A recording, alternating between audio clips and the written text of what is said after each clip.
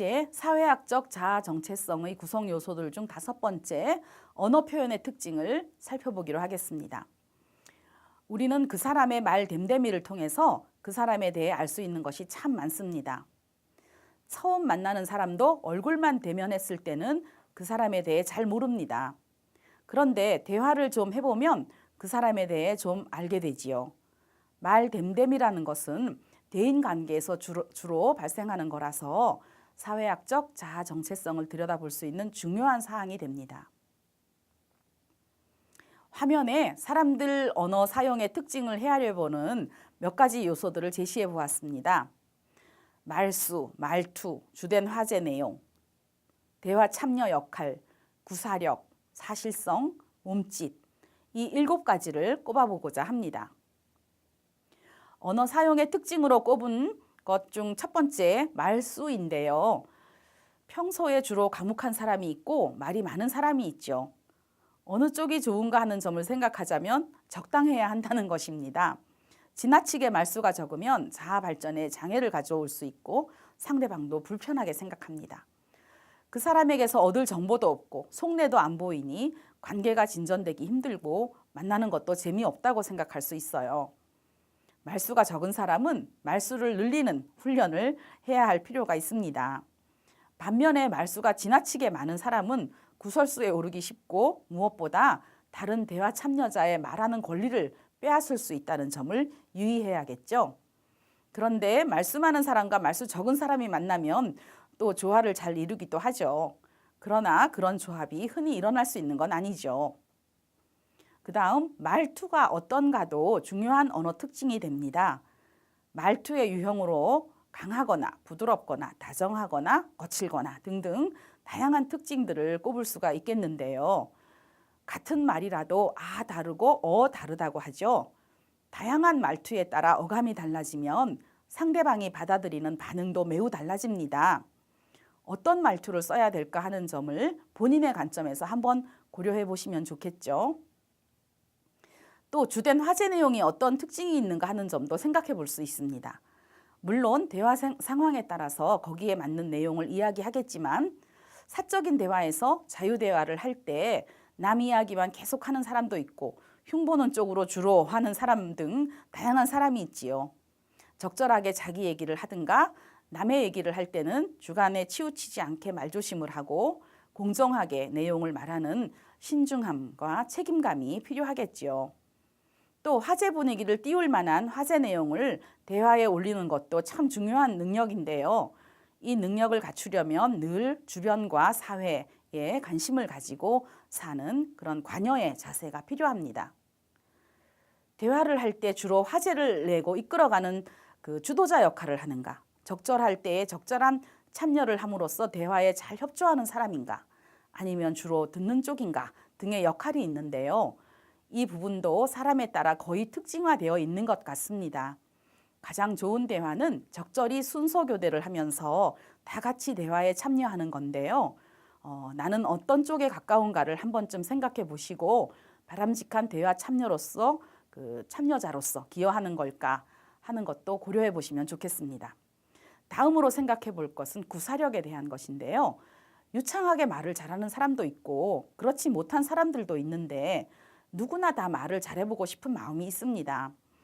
그런데 이건 무조건 말을 많이 함으로써 얻어지는 게 아니고 생각을 정확히 잘 구사하는 체계적인 언어 표현 훈련을 많이 함으로써 길러지는 거예요. 정확히 잘 구사하고 체계적인 표현을 하는 것은 글로 작성하는 연습을 하면서 훨씬 더 좋은 효과를 낼 수가 있습니다. 글 연습은 머릿속의 사고 흐름의 체계성을 잡아주고 그것이 대화에서 말로 표현되는 거죠. 대화 내용을 글로 적으라는 뜻이 아니고요. 평소에 생각할 만한 주제가 있으면 한 편의 글로 작성해보는 습관이 필요하다는 것입니다. 말을 할 때 사실성 여부를 정확히 인지하고 표현하는 것이 참 중요합니다. 즉 말하고 있는 내용이 나의 주관적인 추측인지 사실 확인된 내용인지에 따라서 추론의 표현, 즉 내 생각에 뭐뭐 어떠한 것 같아 등의 표현을 쓰거나 이것은 이런 거야 같은 단정의 표현을 가려 쓰는 거죠. 이러한 구분을 잘 못하면 허위 정보, 유포의 잘못을 저지르게 됩니다. 이로부터 대인관계에 나아가 우리 사회에 많은 오해가 쌓입니다. 몸짓도 중요한 대화 구조 요소가 되죠. 말을 할 때 습관적으로 찡그리는 사람이 있는데요. 거울을 보며 좋은 표정 짓는 연습을 하는 것도 좋은 방법입니다. 밝은 표정과 적절한 손짓 그리고 적절한 시선 처리 같은 것이 중요한데요. 적절한 시선은 대화를 나누는 사람을 응시하며 너무 뚫어져라 그것만 응시하면 어색함을 주기 때문에 딴 데로 돌리기도 하고 다시 눈을 맞추기도 하는 그런 변화를 주는 게 좋습니다. 눈을 바로 직시하지 말고 눈동자 아래를 보라는 지침도 있던데 저는 그거는 잘 안 되더라고요. 그리고 손짓을 기분 나쁘게 삿대질 하듯이 하는 경우가 있습니다. 미국의 힐러리 클린턴이 대통령 후보자 시기에 연설을 할 때 손짓을 많이 했는데 그 손짓은 손가락으로 상대를 지적하는 것 같은 그런 모습이라서 별로 좋지 않았었어요. 그러다가 어느 시기에 와서 그 부드러운 손짓으로 바꾸었더라고요. 아마 참모진의 충고가 있었던 듯 합니다. 여러분 통신 매체의 발달과 보급으로 그 생활 연계 영역이 매우 넓어진 현대 사회에서 우리는 살고 있습니다. 매일 보는 것, 듣는 것이 많고 이에 따라 나의 처지는 마치 이 세상과는 다른 분리된 세계 속에 나인 듯한 착각 속에 빠지기도 하고 나를 중심에 둔 나의 생각과 가치관을 가져보려고 해도 그렇게 하기가 참 힘든 세상이 되었습니다.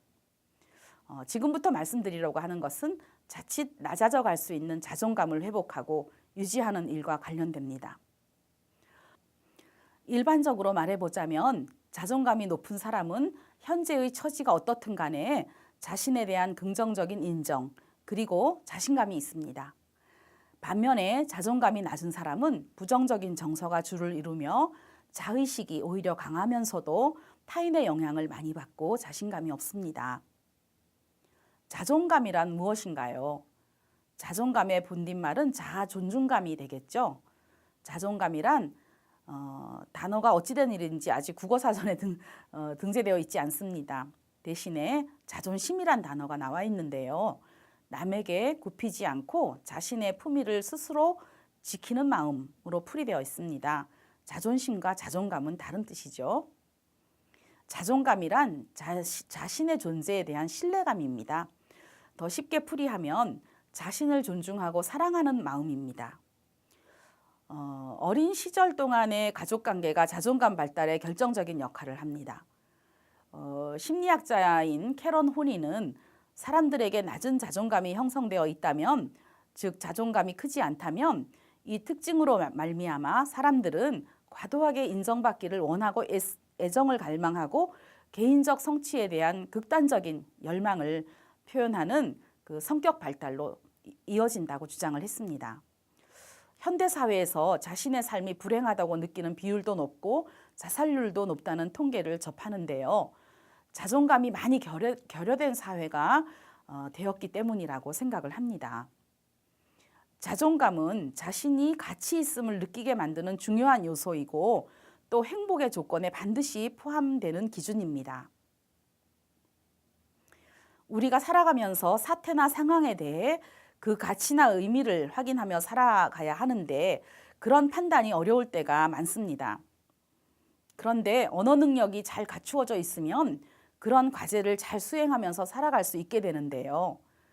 우리가 접하게 되는 문제들에 대해 자기 주관을 가지고 분석하고 그러한 생각이나 의견에 대해 그 대화를 나누는 것이 참 필요합니다. 그 과정에서 복잡하게 얽혀있는 생각이나 사태의 자초지종에 대한 것도 본인의 마음에 질서를 잡으면서 정리가 되고 그런 소통 과정에서 여러 갈래로 갈라져 있던 사람들 마음도 서로 통합되거나 이해하게 되는 결과를 가져오게 됩니다. 아마 이러한 효과가 언어 사용의 가장 중요한 고등 기능이 될 거예요. 우리 사회에는 지금 바로 이런 고등 기능으로서의 언어 능력이 매우 필요합니다. 그리고 이 능력을 갖추면서 이러한 활동을 늘 하며 사는 사람은 자존감이 높습니다.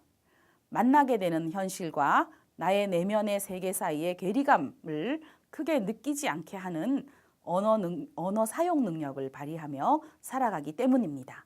오늘 오늘 수업은 여기까지입니다. 감사합니다.